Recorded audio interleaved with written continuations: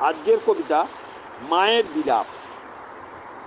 বার্ধক্য গ্রাস করেছে আমায়, জরাগ্রস্ত আমি কেমন আছি তা জানে একমাত্র অন্তর্যামী। কত কষ্ট কত লাঞ্ছনা পেয়ে পুনর্জন্ম পেলাম আমি।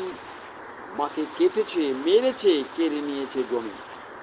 আমার অবাধ্য সন্তান সব, তাদের না আমি ক্ষমি।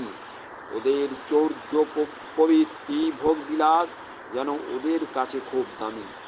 বহু নিষেধ করেছি, বাবা করুন এসব কাজ, এসব অসৎ নামি।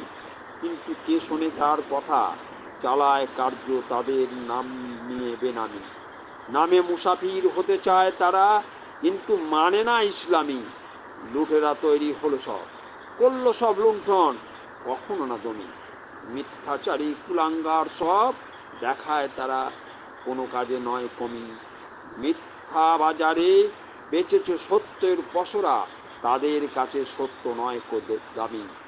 চোখের জল কেনে তারা কোটি টাকা দিয়ে, এতে তাদের মনে যেন সঞ্জাত হয় সুনামি। সমস্ত ধর্মকে মানে না তারা, এটা তাদের গোঁড়ামি। সুখের পসরা দুঃখ করে দেয় আমজনতার কাছে, এতে তারা ঘোর উদ্যমী। সমুদ্র হিমাচল চলে তাদের অনাচার, এ যেন ভয়ের চেয়ে দামি।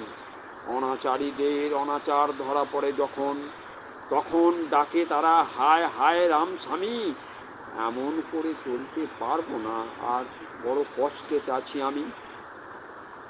এদের বিরুদ্ধে লিখেছেন এক কবি, তিনি হলেন এই দিনহীন কবি প্রিয় জয় গোস্বামী।